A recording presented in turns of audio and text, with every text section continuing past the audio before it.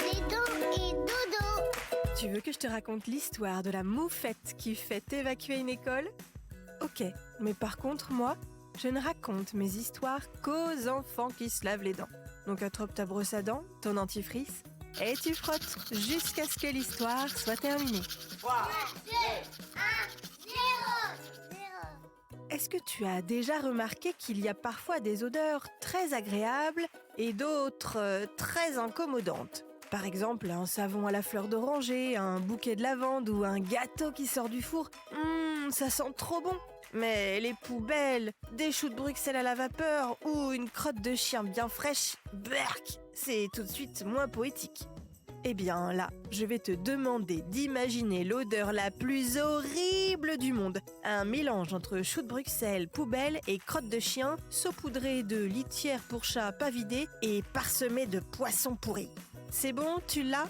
T'as vu, c'est une infection. La pire mauvaise odeur de l'humanité et même de la galaxie. Eh bien, imagine ça, mais en 10 fois pire.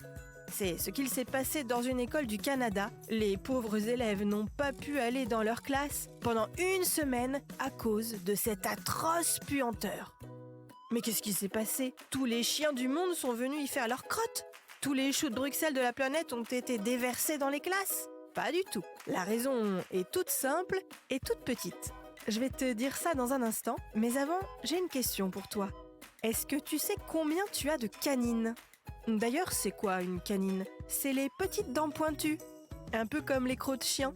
Alors tu les comptes ? 2 en haut, 2 en bas, ça fait 4.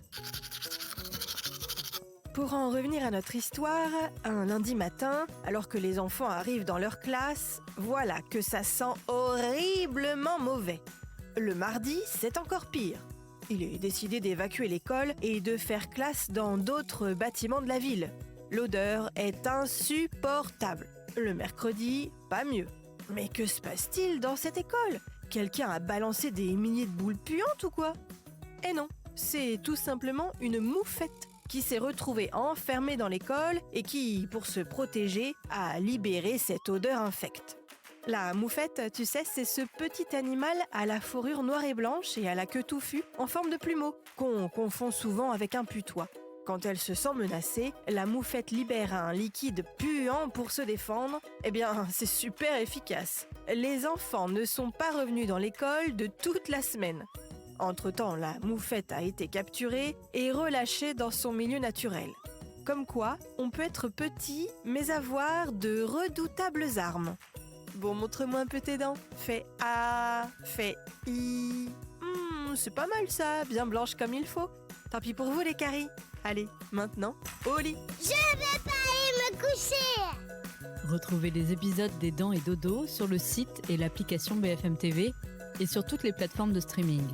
Si cet épisode vous a plu, n'hésitez pas à lui donner une note, à vous abonner à la playlist et surtout à en parler autour de vous. C'est un podcast BFM TV.